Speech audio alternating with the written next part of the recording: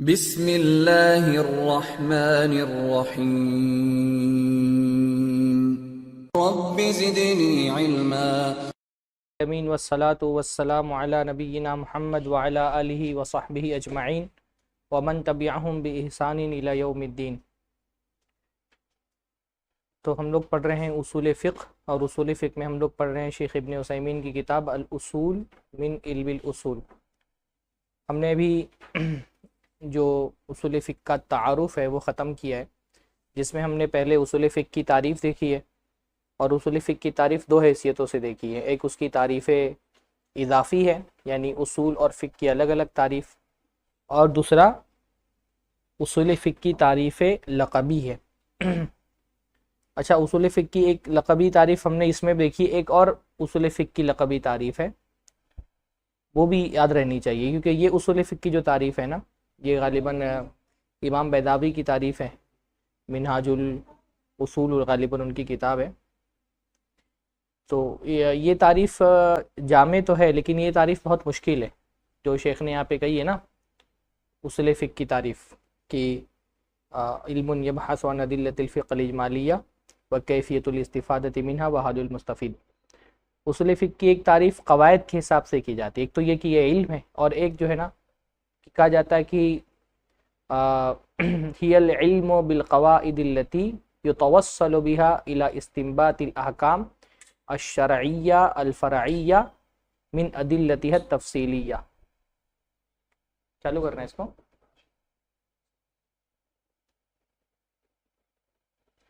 تو ایک تعریف تو یہ ہے شیخ نے جو کی ہے، ایک تعریف اور اصول فقہ کی جاتی ہے، وہ نسبتاً آسان تعریف ہے، آسان یعنی اس کو سمجھنے میں اتنی دقت پیش نہیں آتی ہے۔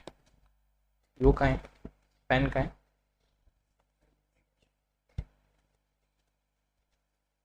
اصول فقہ کی ایک اور تعریف ہے جو عام طور پہ کتابوں میں ملتی ہے۔ کیا مطلب ہے اس تعریف کا؟ العلم بالقواعد، ایسے قاعدوں کا جاننا، التی جس کے ذریعے سے یتوصل بها پہنچا جا سکتا ہے، الی استنباط الاحکام، استنباط تک، استنباط یعنی ڈرائیو کرنا، نکالنا، الی استنباط الاحکام، احکام کے استنباط تک، یعنی ایسے قواعد ہیں جس کے ذریعے سے آپ حکم نکال سکتے ہیں۔ نکال دو نا۔ ایسے قواعد کا علم جس کے ذریعے سے آپ پہنچ سکتے ہیں احکام کے استنباط تک، احکام نکالنے تک۔ کون سے احکام؟ الشرعیہ، شرعی احکام، الفرعیہ، فروعی، فروعی یعنی عملی۔ جیسے ہم لوگ کہتے ہیں نا کہ علمی اور عملی، ایک تقسیم تو یہ کرتے ہیں کہ علمی یعنی عقیدے کے مباحث، علمی احکام، عقیدے کو علمی احکام کہتے ہیں، اور جو اعمال سے متعلق فقہی احکام ہوتے ہیں ان کو عملی احکام کہتے ہیں۔ ایسے ہی عقیدے کو اصول اور فقہ کو فروع کہتے ہیں۔ تو احکام الشرعیہ الفرعیہ من ادلتها التفصیلیہ، تفصیلی دلائل سے شرعی فرعی احکام کے استنباط تک پہنچنے کے لیے جن قواعد کی ضرورت ہوتی ہے ان کو جاننے کا نام اصول فقہ۔ یہ آسان تعریف ہے، یعنی اس کی آپ کو شرح نہیں کرنی پڑے گی، اس میں ہر چیز واضح ہے۔ وہ جو تعریف ہے وہ جامع ہے، لیکن اس میں مسئلہ کیا ہے؟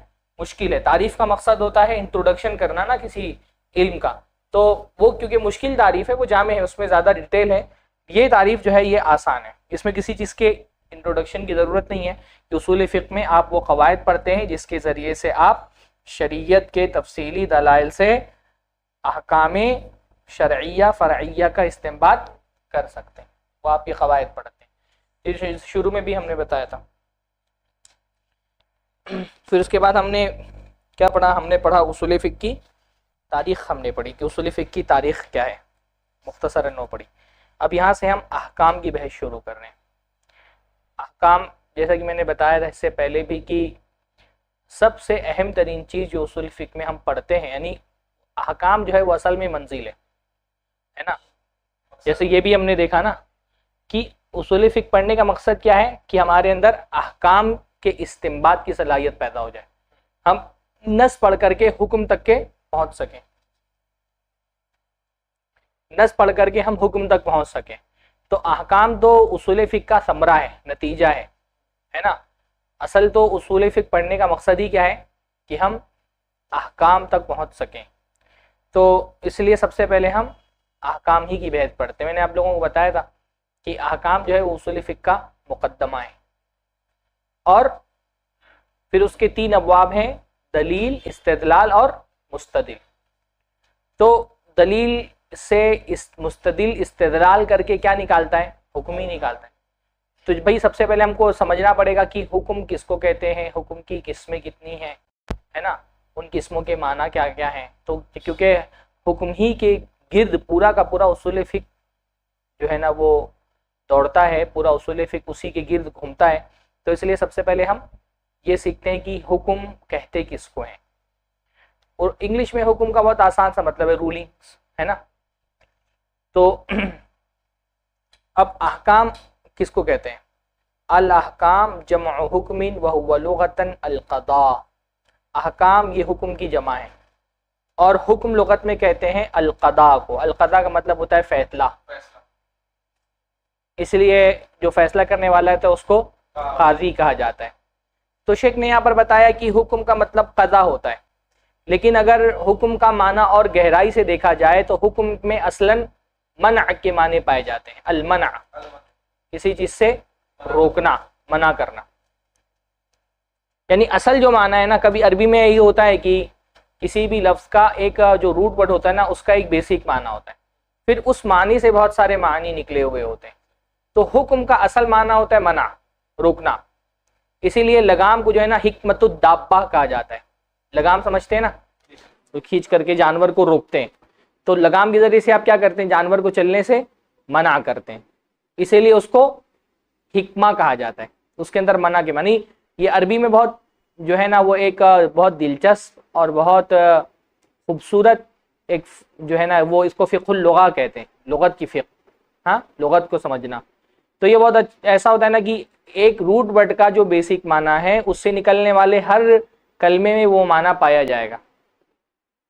جیسے جنہ، جیم نون نون، اس میں جو ہے نا وہ چھپنے کے معنی پائے جاتے ہیں. تو اب یہ جہاں جہاں بھی لفظ آئے گا وہاں جب اس لفظ سے کوئی لفظ بنے گا تو اس میں چھپنے کے معنی پائے جائیں گے، ہے نا. جیسے قرآن میں فلما جن علیہ اللیل، جب رات نے ڈھانپ لیا، چھپا لیا. باغ کو جنت کہا جاتا ہے، عربی میں باغ کو جنت کہا جاتا ہے نا. کیوں؟ کیونکہ جنت جو ہے، باغ جو ہے وہ زمین کو کیا کر لیتا ہے؟ ڈھانپ لیتا ہے، چھپا لیتا ہے. اسی طرح علماء نے کہا جنت کو جنت اس لیے کہا گیا کہ ہماری نظروں سے چھپی ہوئی اوجھل ہے. مجنون پاگل کو کہا جاتا ہے، وہ بھی جیم نون سے بنا ہے کیونکہ اس کا دماغ جو ہے وہ ڈھکا ہوا ہے. تو یہ آپ دیکھیں گے نا کہ جو روٹ ورڈ کا ایک بیسک معنی ہے وہ اس روٹ ورڈ سے بننے والے، یعنی اس مادے سے بننے والے ہر کلمے میں کہیں نہ کہیں وہ معنی پایا جائے گا. تو حکم کا اصل معنی ہے المنع، منع کرنا، روکنا. اب اس سے بہت سارے ورڈ بنتے ہیں، جیسے حکمہ، حکمت الدابہ کہا جاتا ہے جانور کی لگام کو، کیونکہ لگام سے کیا کرتے ہیں؟ ہم جانور کو روکتے ہیں. اسی طرح سے حکمت وزڈم کو کہا جاتا ہے. اب اس میں منع کے کیا معنی ہیں؟ وزڈم میں کہ حکمت اور وزڈم آپ کو نامناسب کام کرنے سے روکتی ہے. سمجھداری آپ کو روکتی ہے نامناسب کاموں سے، غلط کاموں سے، نقصان دہ کاموں سے روکتے، آپ کو روکتی ہے. اسی لیے حکمت کو حکمت کہا جاتا ہے. اس میں بھی منع کے معنی پائے گئے. قاضی کو جو ہے حاکم کہا جاتا ہے، کیونکہ حاکم، اب قاضی بھی کیا کرتا ہے؟ حکم دیتا ہے، اپنے حکم کے ذریعے سے فریقین کو ظلم سے روکتا ہے نا. قاضی کا کام بھی کیا ہوتا ہے؟ فریقین کو ظلم سے روکنا. تو اصلاً قضا نہیں مانا ہوتا حکم کا. حکم کا اصل مطلب ہوتا ہے منع. تو وہ قضا کے لیے بھی استعمال ہو جاتا ہے، کیونکہ قضا میں بھی کیا کرتا ہے قاضی؟ دو لوگوں کو ناجائز کام سے، کسی ظلم سے روکتا ہے. اور اصطلاح میں کس کو کہتے ہیں؟ اب یہ تو ہو گئی لغوی تعریف، جس میں المنع کے معنی پائے جاتے ہیں، القضاء کے معنی پائے جاتے ہیں، فیصلے کے معنی پائے جاتے ہیں. اچھا، ایک بات اور یاد رکھنا چاہیے، یہاں جو احکام کی اصطلاحی تعریف شیخ کر رہے ہیں، یہاں احکام، الاحکام سے مراد الاحکام الشرعیہ ہیں، ہے نا.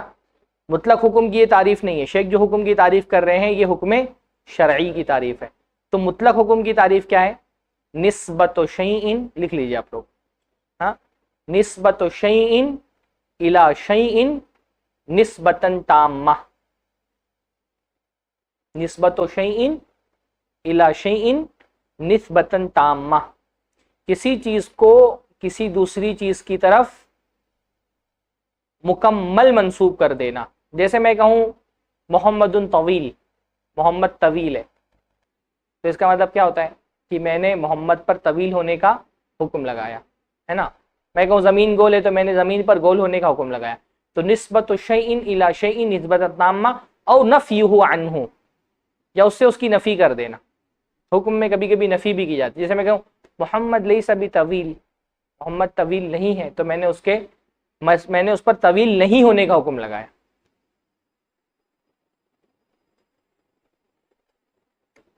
تو حکم کی تعریف نہیں ہے یہ کہاں کس کی تعریف ہے؟ الاحکام الشرعیہ کی تعریف ہے. تو شیخ نے جو الف لام کہہ کے الاحکام کہہ دیا نا، اس الف لام کو کہا جاتا ہے معہود، عہد کے لیے آنے والا الف لام. یعنی یہ الف لام جب آتا ہے تو جو پہلے حکم کا معنی گزر چکا وہی حکم یہاں پر مراد ہے. تو اس لیے شرعیہ بولنے کی ضرورت نہیں پیش آئی. الف لام ایک العہد کے لیے آتا ہے، اس کو کہا جاتا ہے عہد کے لیے جو الف لام آیا ہے. جیسے کوئی لڑکا آنے والا ہے اور وہ آ گیا، تو میں بولوں جاء الولد، وہ لڑکا آ گیا. یعنی وہ لڑکا آنے والا تھا آپ لوگوں کے ذہن میں، وہ معہود تھا. معہود کا مطلب آپ کیا انڈرسٹوڈ تھا، پہلے سے آپ کے ذہن میں تھا، کیونکہ اس کا ذکر ہو رہا تھا پہلے. تو میں نے کہا جاء الولد، وہ لڑکا آ گیا. تو وہ جب میں نے بولا نا، یہاں پہ جو ال ہوتا ہے وہ ہوتا ہے، یعنی وہ حکم جس کی بات پیچھے گزر چکی ہے. کیونکہ جب ہم نے اصول فقہ کی تعریف دیکھی تو اس میں الاحکام جو ہم نے دیکھی وہ احکام شرعیہ ہی ہے. تو اس حکم کی تعریف یہ شیخ یہاں پر کر رہے ہیں، اس لیے الگ سے الاحکام الشرعیہ نہیں کہا. اب احکام شرعی اس کی تعریف کیا ہے؟ حکم شرعی کی تعریف کیا ہے؟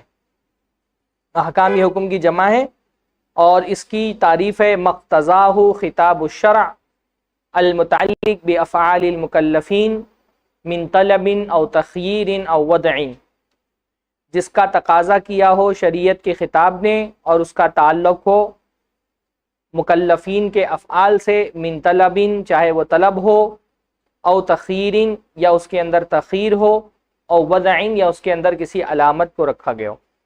اب یہ لمبی تعریف ہے، اس کے ایک ایک جز کو سمجھیں گے تو بات پورے طور پہ سمجھ میں آئے گی.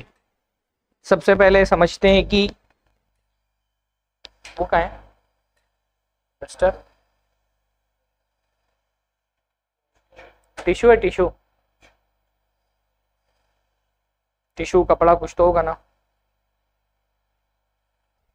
شیخ نے جو ہے نا وہ حکم کی تعریف کی، حکم شرعی کی مقتضاہ. پہلے اس کا سادہ سا ترجمہ ہم لوگ دیکھ لیتے ہیں. مقتضاہ خطاب الشرع، خطاب شرع جس کا تقاضا کرے، شریعت کا خطاب جس کا تقاضا کرے. کون سا شریعت کا خطاب؟ المتعلق بافعال المکلفین، شریعت کا وہ خطاب جس کا تعلق مکلفین کے افعال سے ہوتا ہے. اور اس تقاضے میں کیا ہوتا ہے؟ من طلبین، کبھی طلب ہوتی ہے، او تخیرین، کبھی تخیر ہوتی ہے یعنی اختیار دیا گیا ہوتا ہے، آپشن دیا گیا ہوتا، او وضعین یا کبھی وضع ہوتی ہے یعنی کچھ علامتیں رکھی گئی ہوتی ہے. ابھی ہم لوگ انشاءاللہ اس کو سمجھ لیں گے. سب سے پہلے یہ خطاب الشرع جو آیا اس کو سمجھتے ہیں، یہ دو جملے کو.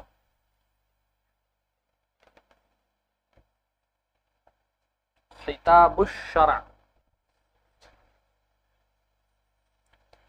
خطاب کس کو کہتے ہیں؟ خطاب اصل میں کلام سے خاص ہے. ایک تو ہوتا ہے کلام، کلام کا مطلب ہوتا ہے بات، ہے نا. بات کسی بھی طرح کی ہوتی ہے. کبھی کبھی ہم کلامی کو بھی ہم بات بولتے ہیں، کلام بولتے ہیں. جیسے میں اپنے آپ سے بات کر رہا ہوں یا اپنے دل میں بات کر رہا ہوں تو اس کو بھی کلام کہتے ہیں. تو کلام عام ہے. کلام کی ایک خاص قسم کیا ہے کہ کلام کیا جائے تاکہ کسی کو سنایا جائے. توجہ بھی الی السامع، یعنی کوئی بات جب ایسی کی جاتی ہے جس کا مقصد کسی تک کے وہ بات پہنچانا ہوتی ہے، جس کا وہ کوئی سامع ہوتا ہے. تو ایسا کلام جس کا کوئی سامع ہو اس کو کہا جاتا ہے خطاب. ایسا کلام جس کا کوئی سامع ہو اس کو کہا جاتا ہے خطاب. یعنی خطاب کا مخاطب ہوتا ہے، ہر کلام کا مخاطب نہیں ہوتا ہے نا. بھائی ایک ہوتا ہے نا ہم اپنے بات میں دل میں کوئی بات کر رہے ہیں، اس کو بھی کلام تو کہیں گے پر اس کو خطاب نہیں کہیں گے. خطاب کا سامع ہونا ضروری ہے. تو کلام عام ہے اور خطاب کیا ہے؟ خاص ہے. کلام یعنی جنرلی ہر بات کو کلام کہیں گے، لیکن کلام کی خاص قسم ہوتی ہے خطاب جس کا تعلق سامع سے ہوتا ہے، یعنی اس کا کوئی سننے والا ہوتا ہے، کوئی اس کا لسنر ہوتا ہے۔ اب اللہ تعالیٰ نے ہم سے خطاب کیا ہے نا، خطاب الشرع، اصل میں شیخ نے خطاب الشارع کہا ہے، اس میں زیادہ مناسب جملہ ہوتا کہ ہم خطاب الشرع شارع کہتے ہیں نا، کہ شارع کا خطاب۔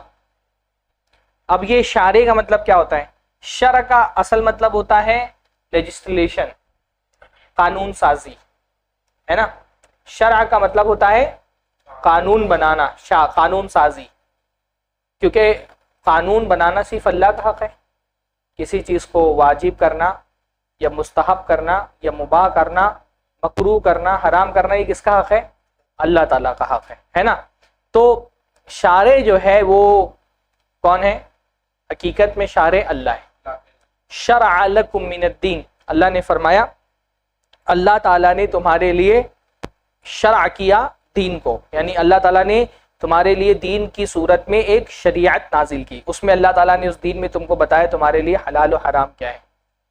اور اس حیثیت سے شرع تشریع کہتے ہیں شریعت بنانے کو، تشریع کا حق اللہ کے علاوہ اور کسی کو نہیں ہے نا۔ مشرکین پر اللہ رب العالمین نے رد کرتے فرمایا ام لہم شرکاء شرعوا لہم من الدین ما لم یأذن بہ اللہ، کیا انہوں نے ایسے لوگوں کو اپنا شریک بنایا ہے جو ان کے لیے دین بنا کر کے دیتے ہیں؟ کیونکہ دین بنانا صرف اور صرف اللہ کا حق ہے، ان الحکم الا للہ، حکم صرف اللہ دے سکتا ہے نا، حکم دینے کا حق صرف اللہ کو ہے۔ اس حیثیت سے اللہ کے نبی صلی اللہ علیہ وسلم بھی شارع نہیں ہے نا، کیونکہ اللہ کے نبی صلی اللہ علیہ وسلم شریعت کے بتانے کا ذریعہ تو ہیں، خود شریعت اللہ کے نبی صلی اللہ علیہ وسلم کسی چیز کو حلال و حرام نہیں کرتے، اس حیثیت سے حلال و حرام نہیں کرتے کہ اللہ کے نبی اپنی طرف سے کوئی چیز حلال حرام کر دیں۔ اللہ کے نبی کرتے ہیں چیزوں کو حلال و حرام، لیکن اللہ کے نبی اپنی طرف سے نہیں کرتے، اللہ تعالیٰ کی طرف سے کرتے۔ اللہ کے نبی کسی چیز کو واجب، مستحب، مکروہ، مباح کہتے ہیں، لیکن وہ اپنی طرف سے نہیں کہتے، اللہ کے نبی صلی اللہ علیہ وسلم ذریعہ ہیں۔ تو اس حیثیت سے تو شارع جو ہے، اس لیے جب بھی صحیح بات ہی علماء کے قول میں کہ شارع صرف اللہ ہے۔ البتہ بعض علماء شارع کہہ کر کے رسول اللہ کو بھی مراد لیتے ہیں، وہ اس لیے مراد لیتے ہیں کیونکہ اللہ کے نبی صلی اللہ علیہ وسلم کی اطاعت بھی بغیر کسی شرط کے مطلوب ہے، بغیر کسی قید کے مطلوب ہے نا۔ اللہ کے نبی یعنی کائنات میں دو ہی ہستیاں ہیں جن کی اطاعت کرتے ہوئے کوئی قید نہیں ہے، ایک اللہ، اس کے رسول، باقی ہر کسی ہستی کی اطاعت مقید ہے۔ مقید یعنی اس کے ساتھ شرط ہے کہ اطاعت اس وقت ہوگی جب وہ اطاعت اللہ اس کے رسول کے خلاف نہ جاری ہو۔ لا طاعت لمخلوق فی معصیۃ الخالق، خالق کی مخلوق میں، خالق کی نافرمانی میں مخلوق کی اطاعت نہیں۔ تو اللہ کے رسول کی اطاعت میں تو گنجائش ہی نہیں پیدا ہو سکتی کہ آپ رسول کی اطاعت کر رہے ہوں اور اللہ تعالیٰ کی مخالفت ہو رہی ہو، کیونکہ اللہ کے نبی نے اللہ نے فرمایا من یطیع الرسول فقد اطاع اللہ، جس نے رسول کی اطاعت کی اس نے گویا کی اللہ کی اطاعت کی۔ تو اللہ کے رسول صلی اللہ علیہ وسلم اللہ، یہ دو لوگ ہیں جن کی اطاعت میں کوئی قید نہیں ہے، آپ کو بغیر قید کی ان کی اطاعت کرنی، باقی ہر کسی والدین کی اطاعت کرنی۔ پر اللہ نے کیا فرمایا کہ اگر وہ ماں باپ تم کو اس بات کا حکم دیں کہ تم اللہ کے ساتھ وَإِن جَاهَدَاكَ عَلَىٰ أَن تُشْرِكَ بِي شَيْئًا مَا لَيْسَ بِهِ عِلْمٌ فَلَا تُطِعْهُمَا، اگر وہ تم کو اس بات پہ مجبور کریں کہ تم اللہ کے ساتھ شرک کرو تو ان کی اطاعت مت کرو۔ اسی طرح سے اولو الامر کی اطاعت واجب ہے، حاکم کی اطاعت واجب ہے، پر وہ مشروط ہے اللہ تعالیٰ اور رسول اللہ کی اطاعت کے ساتھ، ہے نا۔ اطیعوا اللہ و اطیعوا الرسول و اولی الامر منکم، و اطیعوا اولی الامر منکم نہیں کہا، اطیعوا کو دہرایا نہیں۔ علماء نے اس کا مطلب یہی بتایا کہ یہ اولی الامر کی بذات ہی اطاعت نہیں ہے نا، اس کی اطاعت مستقل بذات نہیں ہے، مستقل اس کی اطاعت نہیں، اس کی اطاعت تابع ہے اللہ اس کے رسول کی اطاعت کے۔ تو اس حیثیت سے بعض علماء اللہ کے نبی صلی اللہ علیہ وسلم کو بھی شارع کہہ دیتے ہیں کہ اللہ کے نبی بھی اگر اللہ کے نبی صلی اللہ علیہ وسلم کو کوئی چیز کو اگر اللہ کے نبی حلال یا حرام بول رہے ہیں تو اللہ کے نبی کو دلیل دینے کی ضرورت نہیں، اللہ کے نبی صلی اللہ علیہ وسلم کا قول اپنے آپ میں دلیل ہے، جیسے اللہ کا قول اپنے آپ میں دلیل ہے۔ تو اللہ کے رسول کو الگ سے دلیل، اور اللہ کے رسول کے علاوہ کوئی اور کچھ بولے گا تو اس کو اللہ اس کے رسول کے کلام سے دلیل دینی پڑے گی، ہے نا۔ تو اللہ اس کے رسول کا قول اپنے آپ میں دلیل ہوتا ہے، اس کے علاوہ اس سے اللہ کے نبی صلی اللہ علیہ وسلم کو شارع کہہ دیا جاتا ہے، لیکن حقیقت یہ ہے کہ اللہ کے نبی صلی اللہ علیہ وسلم بھی ذریعہ ہیں، شیخ عثیمی کا ایک ابھی میں نے کلپ سنا، انہوں نے بھی کہا کہ شارع حقیقت میں اللہ ہی ہے نا، صحیح اطلاق یہی ہے کہ شارع صرف اور صرف اللہ ہے۔ تو خطاب الشارع، حکم کس کو کہتے ہیں؟ شارع کے خطاب کو۔ اب شارع کا جو خطاب ہے وہ کہاں پر ہے؟ کتاب میں، سنت میں، یعنی قرآن کی آیتیں اور اللہ کے نبی صلی اللہ علیہ وسلم کی حدیثیں۔ اصلاً تو یہی ہے شرع کا خطاب، ہے نا، قیاس بھی ہے، اجماع بھی ہے، لیکن یہ کیا ہے؟ تبعاً ہے۔ اصلاً کیا ہے؟ ہاں، قرآن کی آیتیں اور اللہ کے نبی صلی اللہ علیہ وسلم کی حدیثیں۔ اب قرآن کی آیتوں میں، اللہ کے نبی صلی اللہ علیہ وسلم کی حدیثوں میں جب ہم سے خطاب کیا جاتا ہے تو وہ کیا ہوتا ہے؟ وہ حکم ہوتا ہے نا۔ پر قرآن کی آیتوں میں جو خطاب ہوتا ہے، اللہ کے نبی کی حدیثوں میں جو خطاب ہوتا ہے، اس کے الگ الگ چیزوں سے اس کا تعلق ہوتا ہے۔ کبھی اللہ تعالیٰ مان لیجئے خطاب کر رہا ہوتا ہے، اللہ تعالیٰ اپنی ذات کے بارے میں کوئی بات بتا رہا ہوتا ہے، جیسے قل هو اللہ احد اللہ الصمد لم یلد ولم یولد، یہ حکم نہیں ہے، فقہی اصطلاح میں اس کو حکم نہیں کہیں گے۔ کیوں؟ یہاں خطاب تو ہے، خطاب بھی کس کا ہے؟ شارع کا ہے، لیکن اس کا تعلق اللہ کی ذات سے، تو اللہ کی ذات سے اگر خطاب کا تعلق ہو تو وہ حکم نہیں ہوگا، یعنی خبر کے پہلو سے۔ ہاں ابھی آئی ہو، جیسے اللہ کی ذات، یا ایسا اللہ تعالیٰ کی صفات سے تعلق ہو، جیسے اللہ لا الہ الا القیوم، یا ماضی کی خبروں سے اس کا تعلق ہو، جیسے قوم عاد کے ساتھ ہوا، قوم سمود کے ساتھ کیا ہوا۔ کبھی اللہ کا خطاب ہوتا ہے، اس کا تعلق مستقبل کی پیشین گوئیوں سے ہوتا ہے، ہاں، غلبت الروم، یہ حکم نہیں ہے۔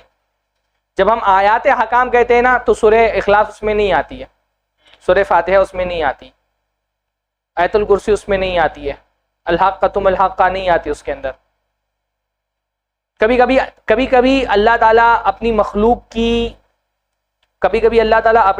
کی ذات کے بارے میں کلام کر رہا ہوتا ہے، خطاب کر رہا ہوتا ہے، جیسے اللہ تعالیٰ بتا رہا ہے کہ افلا ينظرون الى الابل كيف خلقت، یہ حکم نہیں ہے، کیونکہ اس میں افعال کے بارے میں بات نہیں ہو رہی، اس میں مخلوق کی ذات کے بارے میں بات ہو رہی ہے۔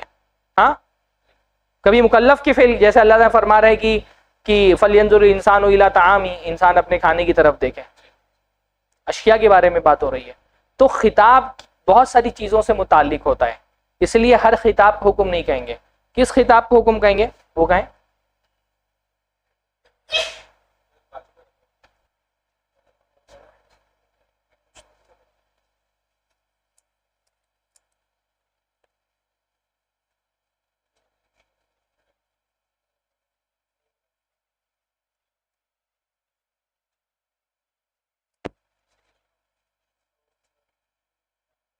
کس خطاب کو حکم کہیں گے؟ جس کا تعلق مکلفین کے افعال سے ہو۔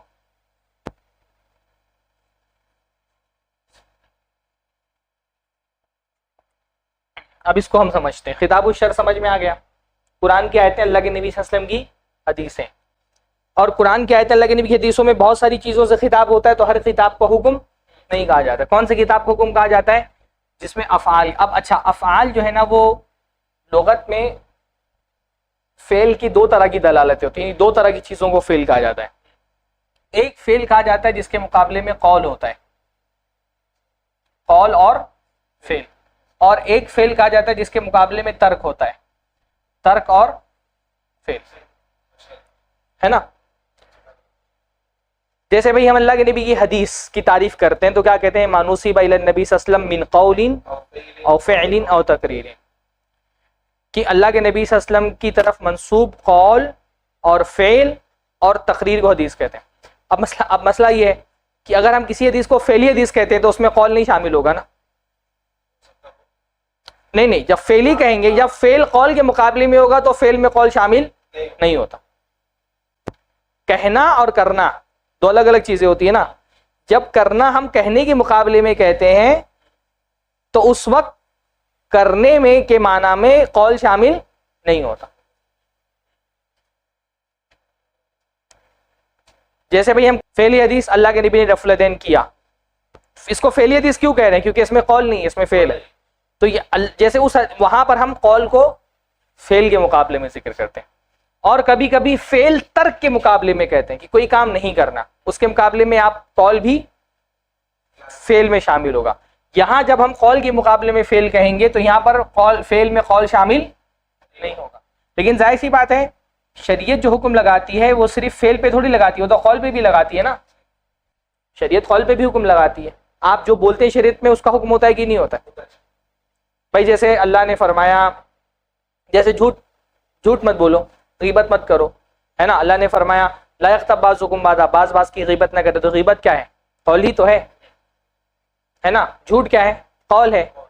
تو شریعت قول پہ بھی حکم لگاتی ہے. تو ظاہر سی بات ہے یہاں پر وہ والا فعل تو مراد نہیں ہو سکتا جو قول کے مقابلے میں، یہ والا فعل مراد نہیں ہو سکتا. تو یہاں کون سا فعل مراد ہو سکتا ہے پھر؟ وہ فعل جو ترک کے مقابلے ہے نا. اور جب ہم ترک کے مقابلے میں فعل کہتے ہیں تو اس میں قول بھی آ جاتا ہے نا.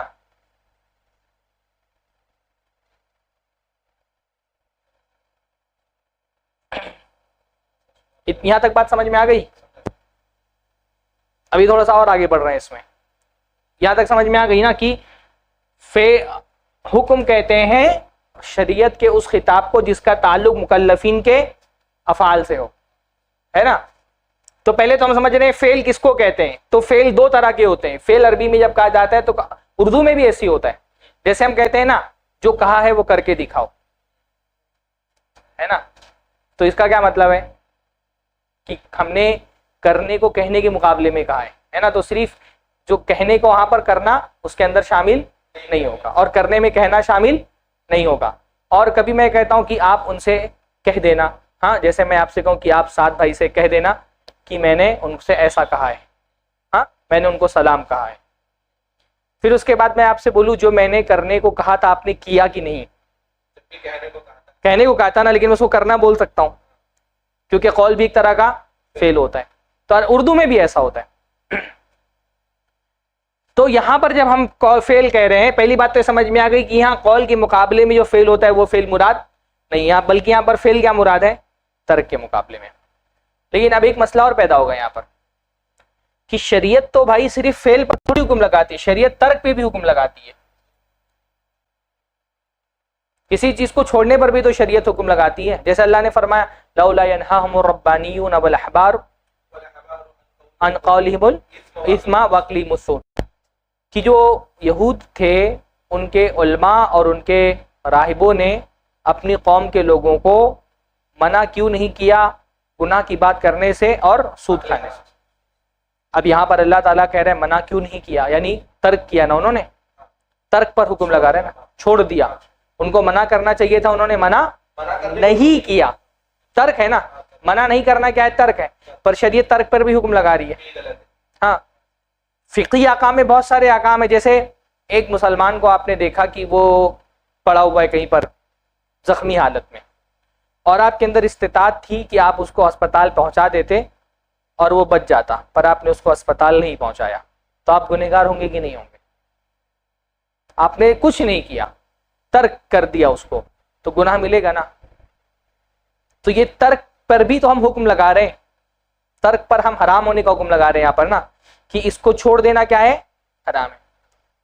آپ نے کسی آدمی کو منکر کام کرتے ہوئے دیکھا، آپ اس کو روک سکتے تھے، ہاتھ سے روک سکتے تھے، آپ نے نہیں روکا. زبان سے روک سکتے تھے، آپ نے نہیں روکا، ترک کر دیا. تو ترک پر حکم لگتا ہے نا.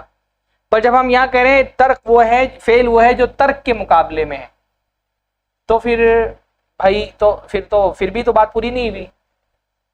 ہاں پھر بھی تو بات پوری نہیں ہوئی، کیونکہ یہاں پر ترک پر بھی شریعت حکم لگاتی ہے.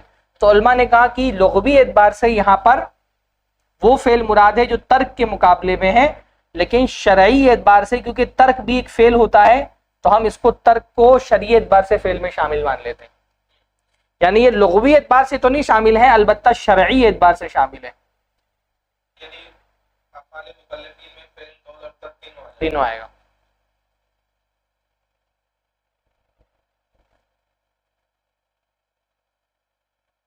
پر قول اور فعل کیسے آیا؟ یہ تو لغت ہی کی دلالت سے آ گیا. اور ترک کیسے آیا؟ شریعت کے حساب سے، کیونکہ ترک بھی فعل ہوتا ہے، اس لیے ہم نے اس کو اس کے اندر شامل کر لیا. اچھا، اتنے سارے اس سے بچنے کے لیے بعض علماء نے کہا بھائی افعال بولنے کی بجائے اعمال بول دو تو مسئلہ ہی ختم ہو جائے گا. اعمال المکلفین بول دو نا، تو یہ ساری بحث ہی نہیں آئے گی پھر اس کے اندر. اور مجھے بھی یہ زیادہ صحیح لگتا ہے کہ افعال کے بجائے اعمال کہہ دیا جائے. یہ بحث سمجھ میں آ گئی؟ آگے بڑھے. اب فعل کے بارے میں ایک بات اور سمجھنی چاہیے.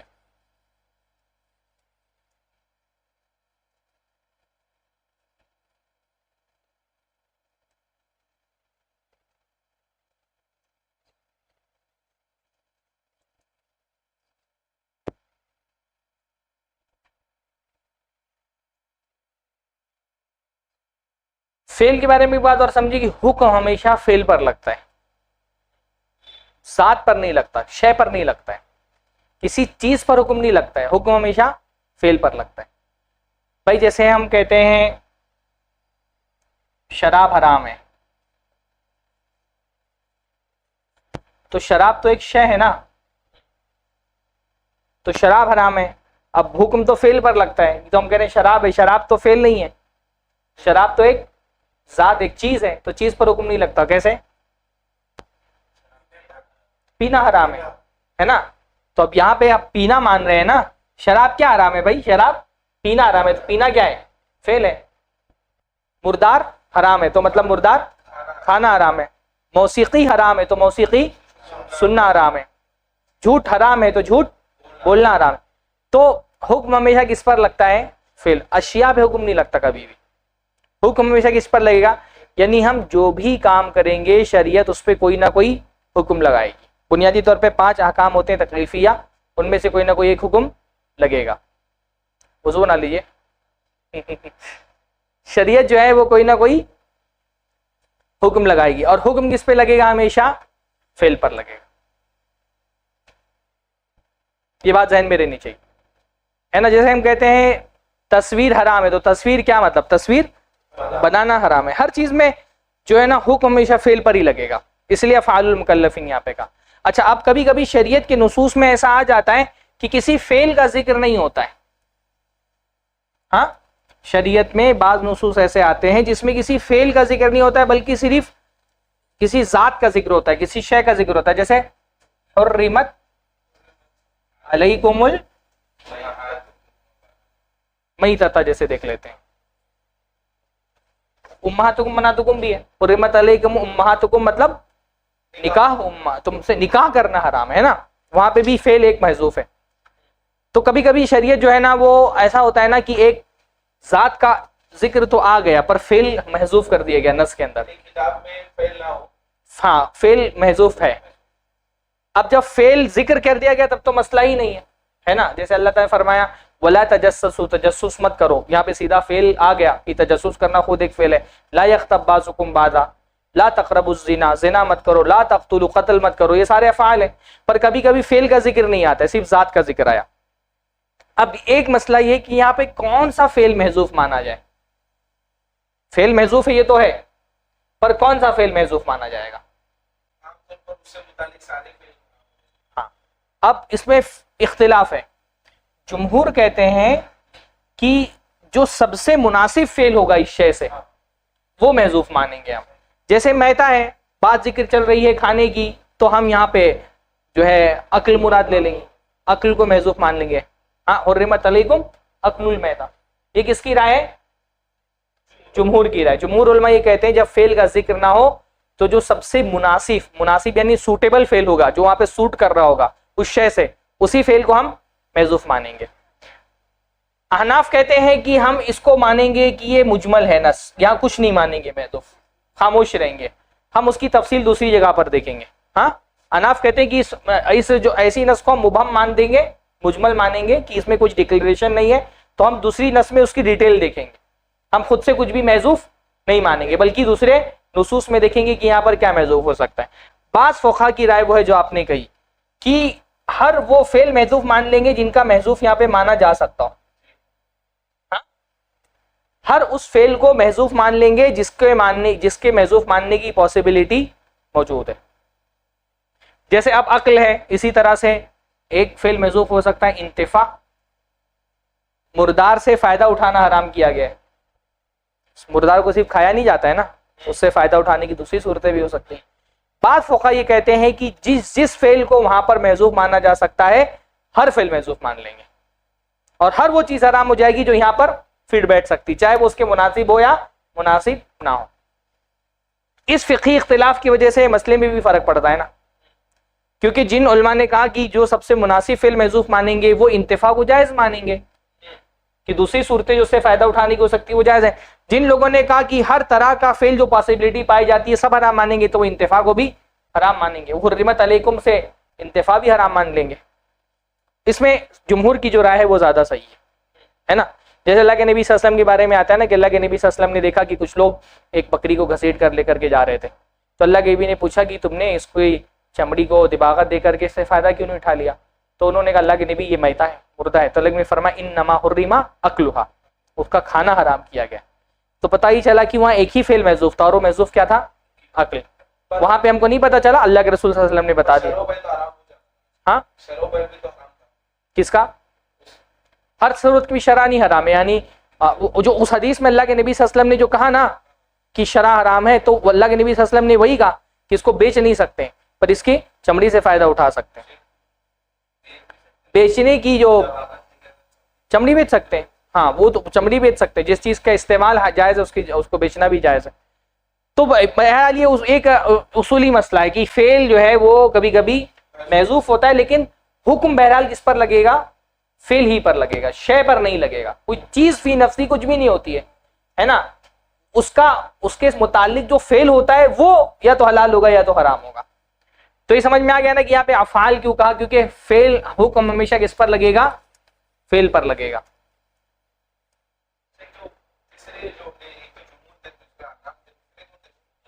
کچھ فقہا ہیں جمہور کے علاوہ.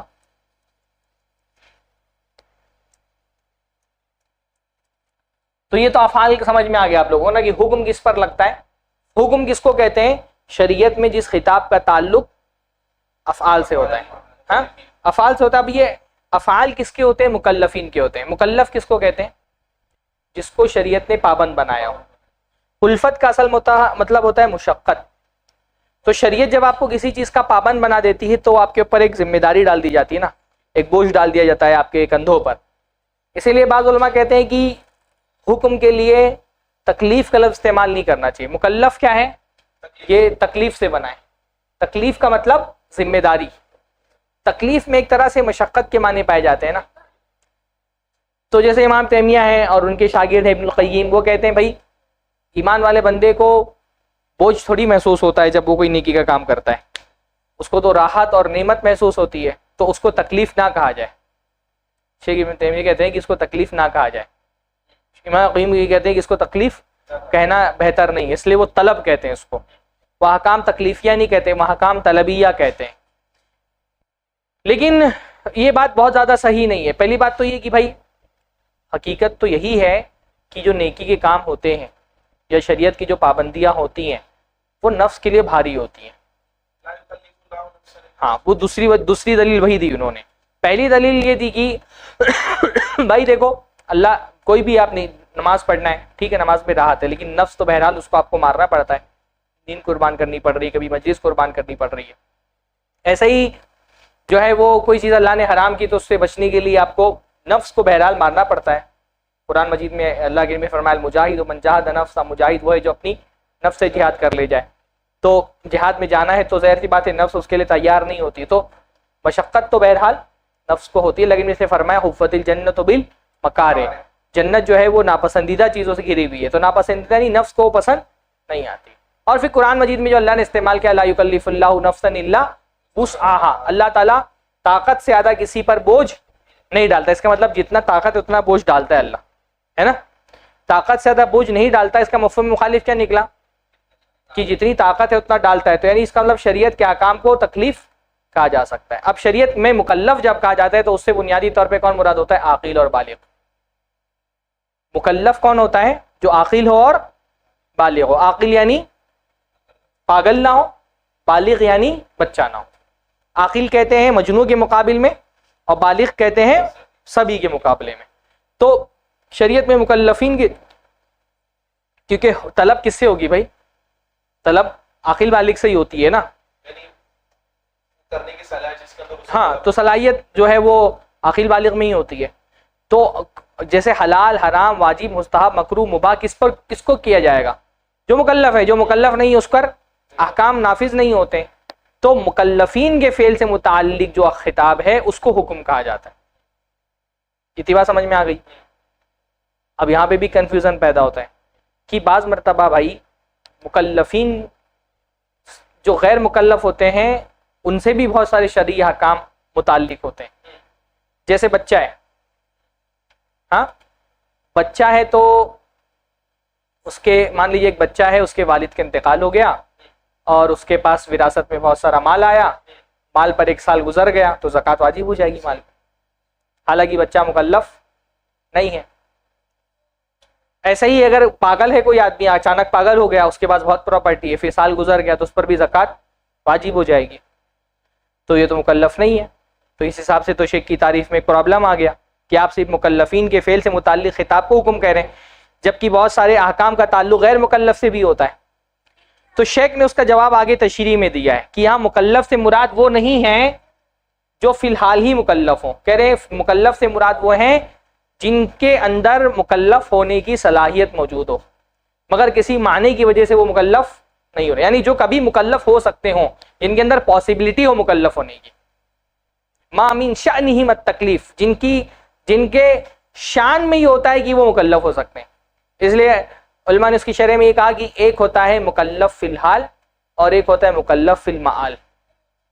مکلف فی الحال کا مطلب جو فی الوقت مکلف ہے، اور مکلف فی المعال کا مطلب جو فی الوقت تو مکلف نہیں ہے لیکن اس کے اندر پاسبلٹی موجود ہے مکلف ہونے کی، بس ایک معنی کی وجہ سے ایک رکاوٹ ہے، بچے کے اندر رکاوٹ ہے کہ وہ بالغ نہیں ہوا ہے، جیسے ہی بالغ ہو جائے گا مکلف ہو جائے گا. تو یہ بچہ بھی فی المعال، معال یعنی نتیجے کے طور پہ، معال مطلب ہوتا ہے نتیجہ، میم الف لام، معال، مال کا مطلب ہوتا ہے نتیجہ، یعنی اس کے اندر پاسبلٹی اور پروبیبلٹی موجود ہے مکلف ہونے کی. پاگل آدمی مکلف فی الحال تو نہیں ہے لیکن مکلف فی المعال ہے، نتیجتاً وہ مکلف ہو سکتا ہے کسی ایک صورت میں، یعنی اس کا اگر وہ ختم ہو جائے جو جنون ہے تو وہ مکلف ہو جائے گا. یعنی جس کے جو اس لیے مکلف نہیں ہے کیونکہ اس کا تعلق اس کے اندر کوئی معنی پائے جا رہا ہے، اگر وہ معنی نہ ہو تو وہ مکلف ہو سکتا تھا. تو شیخ نے اس کا جواب دینے کے لیے آگے کہا ہے کہ جو ما من شانہم التکلیف، اب یہ شرح ہوگی تو اس میں آئے گا. تو یہاں مکلف کی تعریف کو شیخ نے فرما دی کہ مکلف فی الحال سے مراد نہیں ہے بلکہ مکلف فی المعال بھی مراد ہے. اس تشریح کے بعد بھی پرابلم آئے گا. پرابلم یہ آئے گا کہ شریعت کے بعض احکام ایسے ہوتے ہیں جن کا تعلق نہ مکلف فی الحال سے ہوتا ہے نہ مکلف فی المعال سے ہوتا ہے. جیسے جانور، شریعت کے بہت سارے احکام کا تعلق جانور سے ہوتا ہے. جیسے کسی کے جانور نے کسی کے مال کو تلف کر دیا تو بعض صورتوں میں، ہر صورت میں نہیں لیکن بعض صورتوں میں اس جانور کے مالک پر ضمان واجب ہو جائے گا، اس کو جرمانہ دینا پڑے گا. ہر صورت میں نہیں، اس کے اختلافات ہیں کہ جیسے علماء نے کہا ہے کہ دن کے وقت میں جانور آزاد رہے گا تو جس کی پراپرٹی ہے وہ اپنے مال کی حفاظت کرے، لیکن رات میں جانور کو بند کر کے رکھنا یہ مالک کی ذمہ داری ہے. تو رات میں اگر جانور نے کسی کا مال تلف کر دیا تو ضمان بھرنا پڑے گا. یا جانور اگر آزاد ہے تب تو ضمان نہیں ہوگا، لیکن جانور پہ اگر سوار تھا بندہ اور پھر اس نے اگر تلف کر دیا کسی کا مال تو اس کو جرمانہ بھرنا پڑے گا. اب یہاں تو جانور سے متعلق بھی حکم آ گیا. یا سامنے والے نے اپنے مال کی پوری حفاظت کی، اس کے باوجود ہاں سامنے والا اپنے مال کی حفاظت کر رہا ہے پھر بھی اس کو جو ہے، اور احکام ہے الگ سے. یہ تو کنفرم ہے کہ بعض احکام کا تعلق بہائم سے بھی ہوتا ہے. مال سے بھی نہیں ہے، ہاں یعنی مکلف فی الحال سے بھی نہیں، مکلف فی المال سے بھی نہیں، کیونکہ جانور کسی بھی حالت میں مکلف نہیں ہوتا ہے، نہ وہ مکلف فی الحال ہے نہ مکلف فی المال ہے. تب یہاں پر مکلف تو پھر کیسے کریں گے؟ تو اس لیے اس کا حل یہ نکالا گیا کہ بھائی مکلفین کہنے کے بجائے العباد بول دو نا، العباد بول، عباد میں سب آ گئے، مکلف بھی، مکلف فی الحال بھی، مکلف فی المال بھی، اور غیر مکلف بھی آ گئے، بہائم بھی آ گئے. تو اس لیے بعض لوگ حکم کی تعریف کرتے ہیں خطاب الشرع یا خطاب الشارع المتعلق باعمال العباد.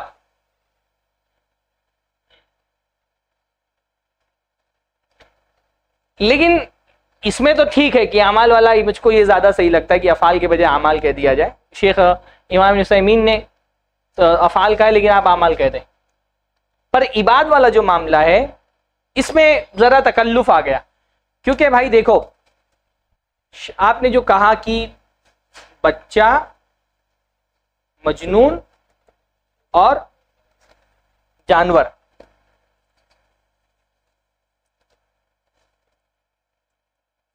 آپ اگر ذرا سا غور کریں گے تو آپ دیکھیں گے کہ شریعت کے جو احکام ہیں وہ حقیقت میں ان پر نافذ ہو ہی نہیں رہے،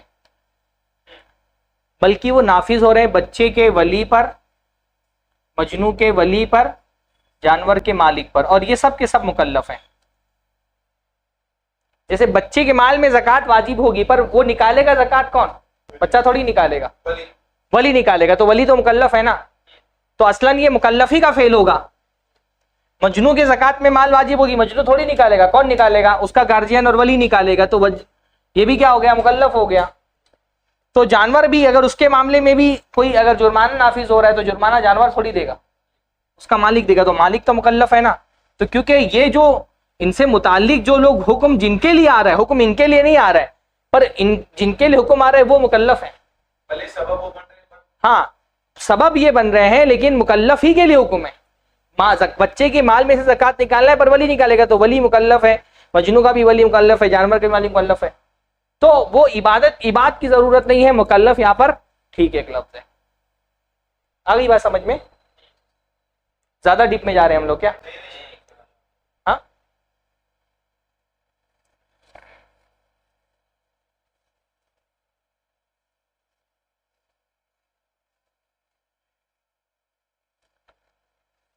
تو مکلف کے فعل سے متعلق خطاب کو کیا کہا جاتا ہے؟ حکم کہا جاتا ہے، یعنی ایسا خطاب۔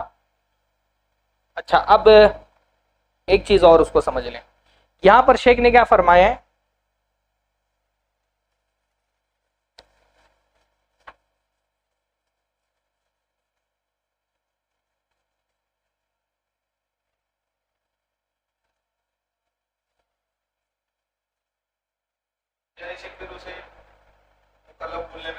حرج نہیں انشاءاللہ تعالیٰ، صحیح بات ہے، ہاں یہ بات بولے مکلف انہوں تو چل جائے گا۔ شیخ نے فرمایا مقتضاہ خطاب الشرع،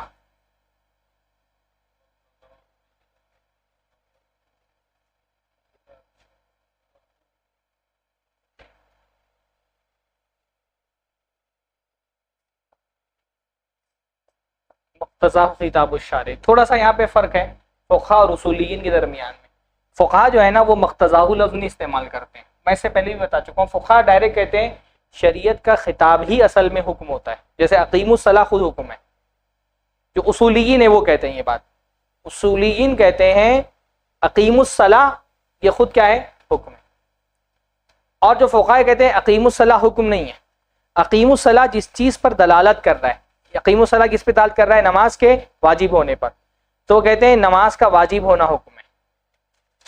یہ فرق ہے اصولیین میں اور فقہا میں۔ اصولیین اس لیے، اصولیین جب تعریف کرتے ہیں حکم کی تو وہ کہتے ہیں خطاب الشارع المتعلق بافراد، وہ مقتضاہ نہیں کہتے۔ اور فقہا کہتے ہیں شریعت کا خطاب نہیں، شریعت کے خطاب کا جو مدلول ہوتا ہے، اس کا جو اثر ہوتا ہے وہ اصل میں حکم ہوتا ہے۔ تو یہ تھوڑا سا فرق ہے، آگے اس فرق کی وجہ سے تعریف میں بھی بہت سارے فرق آئے گا، تو اس کو یاد رکھیے کہ مقتضاہ سے مراد شریعت کے خطاب کا جو تقاضا ہے، شریعت کے خطاب نے جس چیز پر دلالت کی ہے، فقہا کہتے ہیں کہ یہ حکم ہے، اور اصولین کیا کہتے ہیں؟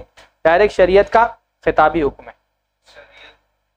وہ ڈائریکٹ کہتے ہیں، فقہا کہتے ہیں کہ اقیم الصلاۃ حکم ہے، ہاں جیسے اصولین کیا کہتے ہیں؟ اقیم الصلاۃ ڈائریکٹ یہ حکم ہے، اور فقہا کیا کہتے ہیں؟ نہیں، نماز واجب کہتے ہیں حکم، فقہا کہتے ہیں کہ یہ حکم ہے۔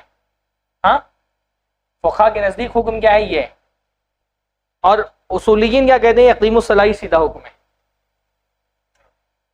لفظی اختلاف ہے، اس سے کوئی اثر یعنی اس کا کوئی ثمرہ نہیں ہے، اس سے مسئلے پہ کوئی فرق نہیں پڑے گا۔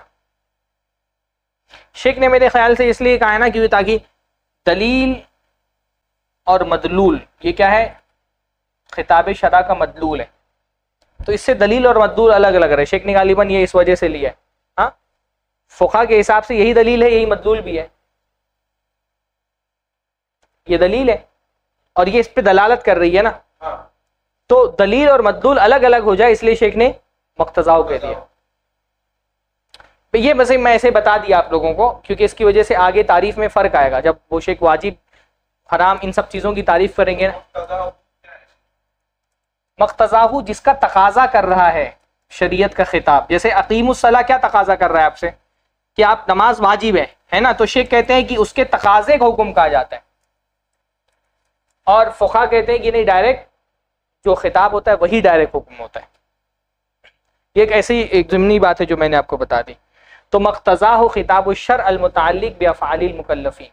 اب شریعت کے جو تقاضے ہوتے ہیں وہ کتنے طرح کے ہوتے ہیں. کبھی اس میں طلب ہوتا ہے، یعنی حکم میں کبھی طلب ہوتا ہے، کبھی تخییر ہوتی ہے، اور کبھی وضع ہوتا ہے. اب یہ طلب، تخییر اور وضع کیا ہے؟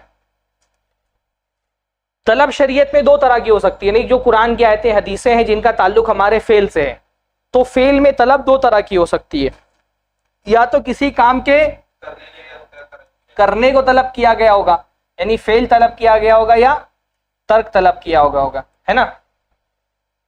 اقیم الصلاۃ، نماز پڑھو تو اس کے کرنے کو طلب کیا گیا. لا تقتلوا، قتل مت کرو تو اس کے ترک کو طلب کیا گیا.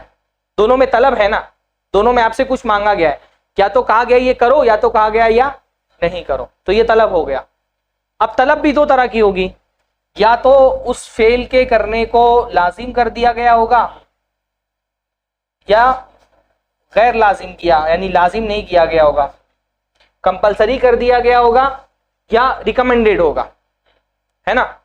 یا تو کہا گیا لازم کرو، یا کہا گیا کرو گے تو فضیلت ملے گی، علی وجہ الافضلیہ. ایک فورسفل مینر میں کسی چیز کو کبھی کہا جاتا ہے نا تم کو کرنا ہے، اور کبھی ایک ریکمینڈیڈ مینر میں کہا جاتا ہے، ریکمینڈ ہے کہ کر لو. نہیں میں بھی یہی ہوگا، یا تو ترک کرنے کو لازم کر دیا گیا ہوگا، یا غیر لازم کیا گیا ہوگا. یا تو فورسفل مینر میں کہا گیا ہوگا کرو، یہ کام نہیں کرنا ہے، یا پھر غیر لازم کا مطلب ہوتا ہے کہ اس کو والنٹری طلب کیا گیا ہو، بہتر ہے کہ جو ہے وہ مت کرو یہ کام. تو فعل لازم ہوگا، یعنی اس کا کرنا یا تو لازم ہوگا یا تو لازم نہیں ہوگا. اسی طرح چھوڑنا یا تو لازم ہوگا یا تو لازم نہیں ہوگا. اگر کرنے کو لازم کر دیا گیا ہے تو یہ ہو جائے گا واجب، کرنے کا حکم دیا گیا ہے لازم نہیں کیا گیا تو یہ ہو جائے گا مستحب یا مندوب. چھوڑنے کو لازم کر دیا گیا تو یہ ہو جائے گا حرام، اور چھوڑنے کو لازم نہیں کیا گیا تو یہ ہو جائے گا مکروہ.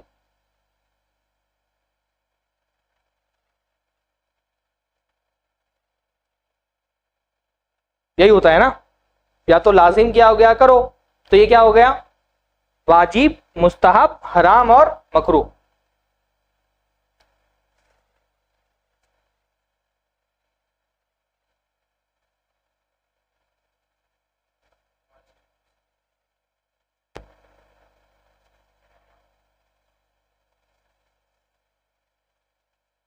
اب یہ سارا حکم ہے نا، کسی چیز کو کہہ دینا یہ واجب ہے تو یہ کیا ہو گیا حکم ہو گیا نا، اس پر ہم نے واجب ہونے کا حکم لگا دیا. یا کسی چیز کو کہہ دیا کہ مستحب ہے تو ہم نے اس پر حکم لگایا، یا کسی چیز کو کہہ دیا حرام ہے تو ہم نے اس پر حکم لگایا، یا کسی چیز کو کہہ دیا مکروہ ہے تو ہم نے اس پر حکم لگایا. پانی اٹھا دو بابو. بارک اللہ فیک.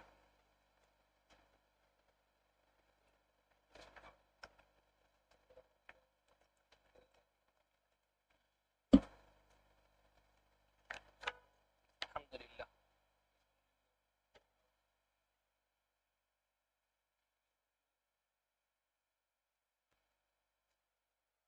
شروع کریں. تو اب کچھ مثالیں بتائیں، آپ واجب کی کوئی مثال بتائیں. ہاں، فرض نماز پڑھنا، روزہ رکھنا، زکوٰۃ دینا، حج کرنا، والدین کی فرما برداری کرنا، داڑھی رکھنا، حجاب پہننا، ہے نا، یہ کیا ہے سب واجب ہے. مستحب کی مثال نفل نماز پڑھنا، تہجد کی نماز پڑھنا، چاشت کی نماز پڑھنا، عاشورہ کا روزہ رکھنا، عرفہ کا روزہ رکھنا، ایک حج کے بعد دوسرا حج کرنا، ایک عمرہ کے بعد دوسرے عمرہ کرنا. اسی طرح سے بہت ساری مستحب تو بہت ساری چیزیں ہے نا. پھر تیسرا کیا ہے حرام، جیسے سود کھانا، جھوٹ بولنا، چوری کرنا، شرک کرنا، زنا کرنا، بدفعلی کرنا. اور مکروہ بہت کم ہے تعداد میں، یعنی جو حرام تو نہیں کیا گیا ہے لیکن اس کے چھوڑنا بہتر ہے. جیسے رقیہ طلب کرنا، رقیہ طلب کرنا حرام نہیں ہے، جائز ہے، لیکن بہتر ہے کہ نہ کیا جائے، اس لیے فضیلت ہے اس کے چھوڑنے پر. نظر ماننا حرام نہیں ہے لیکن بہتر ہے کہ نہ مانا جائے. بائیں ہاتھ سے کچھ چیز لینا دینا حرام نہیں ہے لیکن بہتر ہے کہ نہ کیا جائے. تو مکروہات اسی طرح کے ہیں. ٹیک لگا کے کھانا کھانا، اللہ رسول نے فرمایا کہ میں لا آکل متکئا، ٹیک لگا کے کھانا نہیں کھاتا. منع تو نہیں کیا لیکن اپنے بارے میں کیا فرمایا کہ میں نہیں کھاتا. تو کچھ چیزیں مکروہ ہوتی ہیں. تو یہ سارا کیا ہے؟ احکام. احکام میں کبھی کیا ہوگا؟ فعل ہوگا، کبھی یعنی امر ہوگا. فعل کا مطلب کیا ہے؟ امر. یہاں پہ حکم دیا گیا ہے کرنے کا، ہے نا. اور ترک میں کیا ہوگا؟ نہیں، اس سے رکنے کا حکم دیا گیا. تو یہ تو چار یہ ہو گئے. تخیر میں کیا ہوتا ہے؟ اس میں امر ہوتا ہے یا نہیں ہوتا ہے، یعنی کسی فعل میں یا تو امر ہوگا یا تو نہیں ہوگی، یا تو نہ امر ہوگا نہ نہیں ہوگی. نہ اس کا حکم دیا گیا، یعنی نہ امر طلب ہے نہ اس کے اندر نہیں ہے.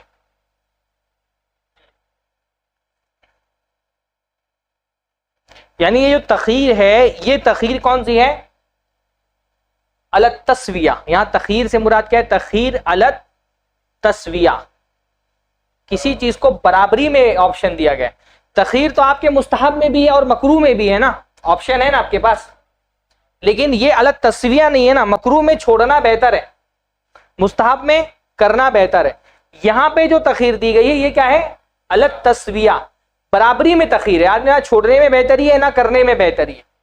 یعنی آپشن تو آپ کو مکروہ میں، مستحب میں بھی دیا گیا تھا کہ آپ نہیں کرنا چاہو تو مت کرو، لیکن کرنے میں فضیلت ہے. یہاں پہ کرنے میں فضیلت دی گئی نا، تو تسویہ نہیں رہ گیا.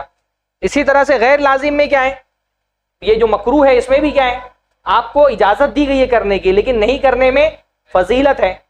تو یہ بھی الگ تسویہ نہیں ہے، برابر نہیں ہے دونوں.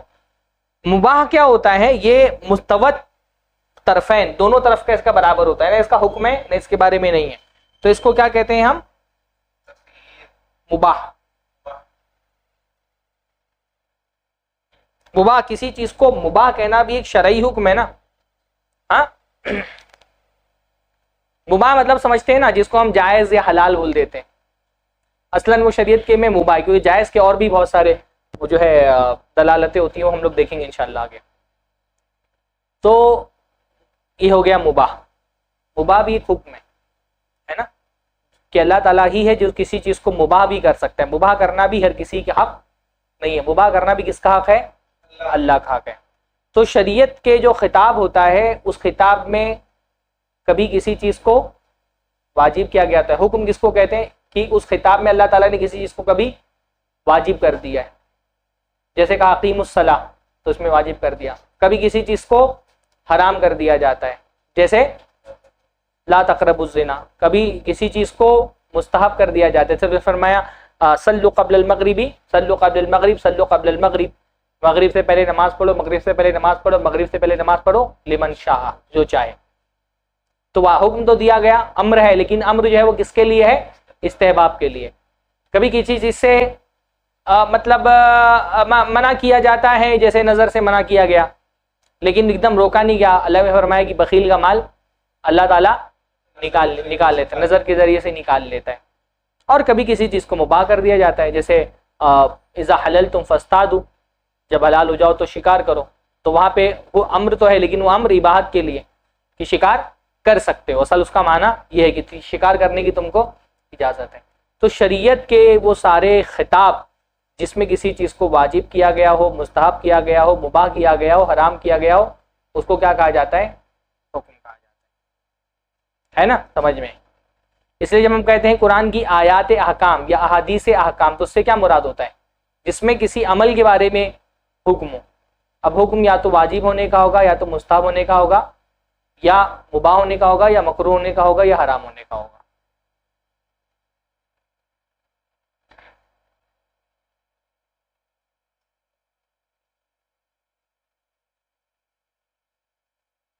اب طلب، ہاں نہیں وضعی بھی لے لیتے ہیں، اس کے بعد جو احکام کی قسمیں پھر وہ ہم اس کے بعد دیکھتے ہیں.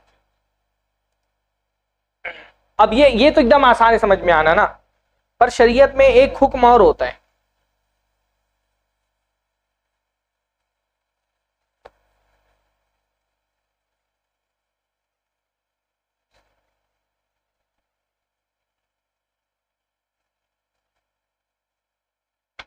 کہ شریعت کبھی کسی عمل پر صحیح ہونے کا حکم لگاتی ہے. اور کبھی کسی عمل پر فاسد ہونے کا حکم لگاتی ہے. جیسے نماز صحیح ہے نماز فاسد ہے، بے صحیح ہے بے فاسد ہے، نکاح صحیح ہے نکاح فاسد ہے. یہ بھی تو حکم ہے نا. ہم نکاح پہ صحیح ہونے کا حکم لگا رہے ہیں، فاسد ہونے کا حکم لگا رہے ہیں. اب یہ بھی ایک طرح کا حکم ہے، لیکن اس کے اندر طلب تو ہے نہیں کوئی، کیونکہ جو واجب مستحب مباح مکروہ حرام تھا یہ کام کے کرنے سے پہلے والا حکم تھا نا. یعنی کرنے سے پہلے آپ کو پتا ہے کہ اس کا تقاضا شریعت میں کیا ہے، اور صحیح اور فاسد کیا ہے. ایک کام کے کرنے کے بعد اس پر حکم لگتا ہے کہ یہ صحیح ہے یا فاسد ہے. ہاں تو حکم یہ بھی ہے، پر یہ اس حکم میں کیونکہ طلب نہیں ہے نا. واجب مستحب مباح مکروہ میں کیا ہوتا ہے، ہم کو طلب شریعت کی پتہ چلتی کہ طلب ہے کہ نہیں ہے، اور طلب ہے تو طلب کس طرح کی ہے، کرنے کی طلب ہے یا نہیں کرنے کی طلب ہے، اور نہیں کرنے کی طلب یا کرنے کی طلب ہے تو لازم ہے یا غیر لازم ہے. صحیح اور فاسد میں کوئی طلب نہیں ہے. یہ ایک کام کے ہونے کے بعد بتایا جا رہا ہے کہ یہ کام ہوا کہ نہیں ہوا، یا کام ہونے سے پہلے بھی کیسے کرنے سے صحیح ہوگا اور کیسے کرنے سے یہ صحیح نہیں ہوگا. تو حکم تو یہ ہے، لیکن اس حکم میں کیونکہ طلب نہیں ہے پر یہ حکم بھی ہے، تو اس لیے اس کی تیسری کیٹیگری بنا دی گئی کہ کچھ احکام کیا ہوتے ہیں، احکام وضعیہ ہوتے ہیں، جن میں حکم تو ہوتا ہے پر طلب نہیں ہوتی ہے نا. دیکھیے تخیر میں بھی یہی بتایا جا رہا ہے نا کہ اس میں طلب نہیں ہے. یعنی ایک طرح سے تخیر بھی کیا ہے، ہم کو یہ بتا رہی ہے کہ کوئی چیز اس کے اندر اس کا تعلق بھی طلب سے ہے کہ طلب ہے کہ نہیں ہے، تو یا تو طلب ہوگی یا تو طلب نہیں ہوگی. پر یہاں صحیح کیا ہے، اس کا تعلق طلب سے ہے ہی نہیں. تخیر کا تعلق کسی نہ کسی حد تک طلب سے ہے نا، کہ آپ کو اس میں پتہ چل رہا ہے کہ طلب نہیں ہے. پر یہاں پہ مسئلہ یہ ہے کہ اس کا طلب سے کوئی تعلق نہیں ہے. یہ تو کام کے ہونے کے بعد حکم لگ کر رہے ہیں. طلب کا معاملہ کب ہوتا ہے، آپ کو کرنے سے پہلے حکم معلوم کرنا پڑتا ہے نا. تو یہ صحیح اور فاسد بھی حکم ہے، لیکن یہ حکم کیا ہے، اس حکم میں طلب کا کوئی تعلق نہیں، اس لیے اس کے لیے ایک الگ استعمال کی گئی وضع. وضع کا مطلب کیا ہوتا ہے، رکھنا یا بنانا. ہاں تو کچھ چیز شریعت نے کچھ علامتیں بنائی ہیں، جن علامتوں کی بنیاد پر ہم کو پتہ چلتا ہے کہ فلاں حکم صحیح ہے کہ نہیں. اب دیکھیے جیسے یہ اصل میں احکام وضعیہ جو ہے نا، یہ جو وضعی احکام ہوتے ہیں یہ احکام تلبیہ کے خادم ہوتے ہیں. مثلا ظہر کی نماز پڑھنا کیا ہے، ظہر کی نماز واجب ہے. اب یہ واجب جو آپ نے کہا یہ کیا ہے، حکم ہے، حکم تکلیفی ہے. اس میں آپ کو طلب بتایا گیا. لیکن اب چلو ہم کو نماز پڑھنا واجب ہے، پر ایسے ہی نماز نہیں پڑھنا ہے نا. نماز کا کوئی سبب ہوگا، کوئی شرط ہوگی، کچھ معنی ہوں گے. تو اب جیسے اب نماز پڑھنا واجب ہے یہ تو پتہ چل گیا. ایک ہوتا ہے کسی فعل کو طلب کیا گیا، پھر اس کے بعد اس کے لیے کچھ ٹرمز اینڈ کنڈیشنز رکھی گئی ہیں. جیسے نماز کب پڑھنی ہے، ظہر کی نماز کب پڑھنی ہے، زوال کے بعد.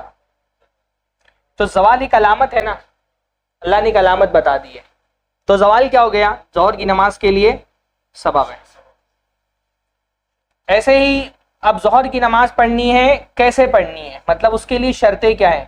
تو مان لیجئے جیسے وضو، استقبال قبلہ، ہاں یہ سب کیا ہے، یہ شرط ہے.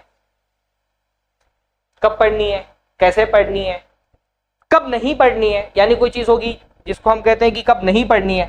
جیسے اگر حالت حیض میں عورت تو اب یہ کیا ہے، نہیں پڑھنی ہے، یہ رکاوٹ ہو گئی. اب کسی اللہ تعالیٰ جیسے یہ بتاتا ہے کہ یہ نماز واجب ہے، ویسے اللہ تعالیٰ یہ بھی بتائے گا نا کب پڑھنی ہے، کیسے پڑھنی ہے، کب نہیں پڑھنی ہے. سبب، شرط، معنی.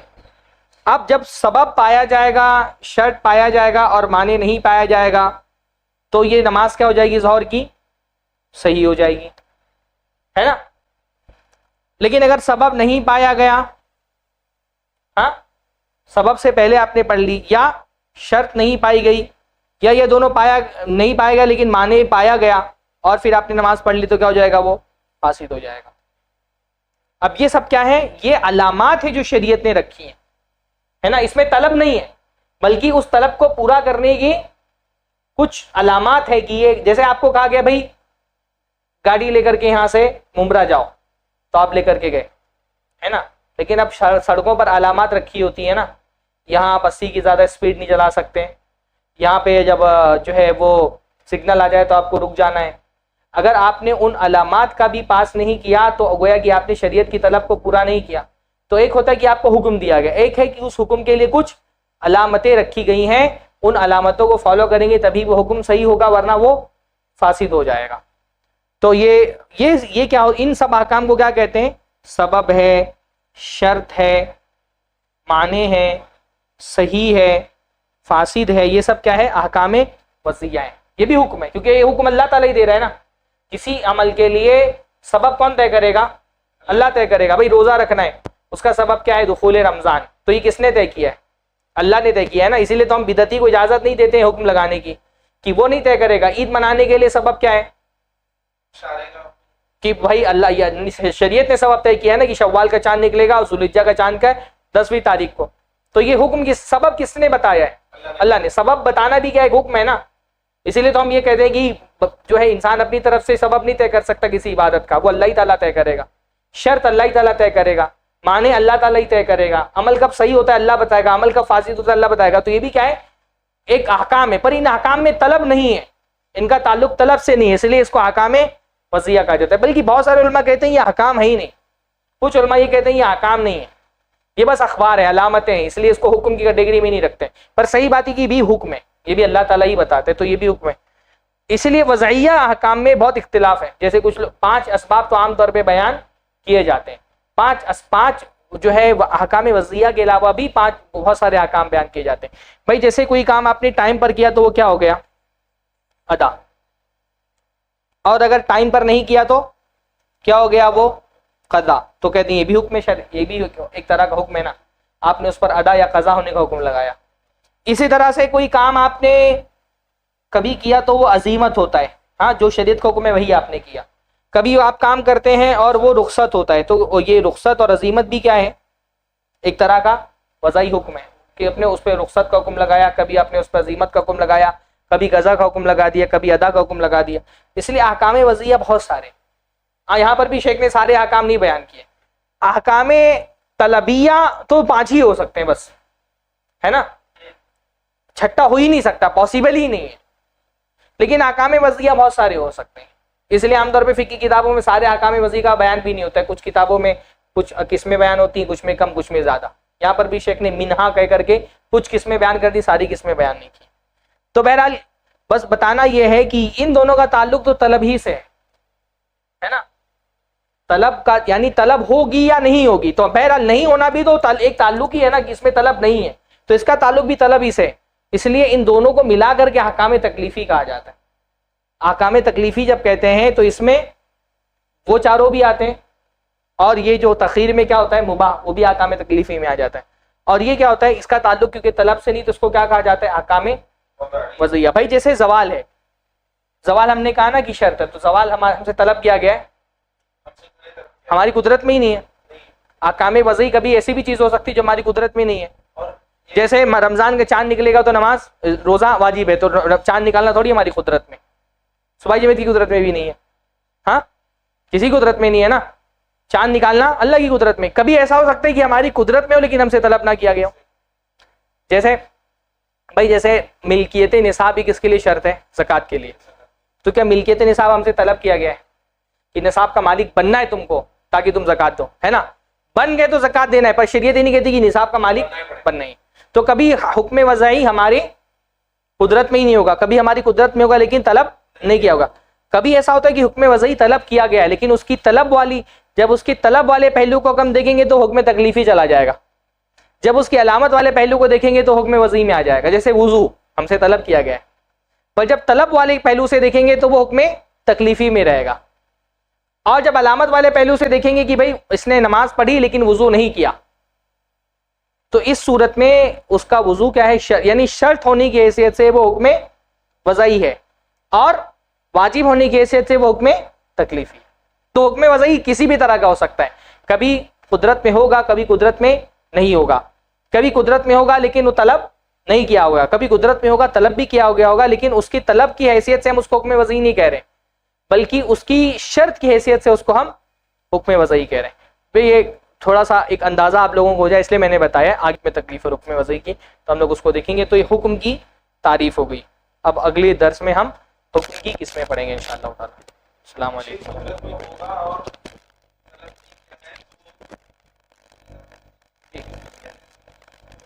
میں یہ کہہ رہا ہوں کہ حکم وضعی میں لازم نہیں ہے کہ آپ کی قدرت میں ہو، کبھی قدرت میں ہوگا کبھی نہیں ہوگا، اور ہو سکتا ہے کہ کبھی قدرت میں ہو لیکن آپ کو طلب ہی نہ کیا گیا ہو.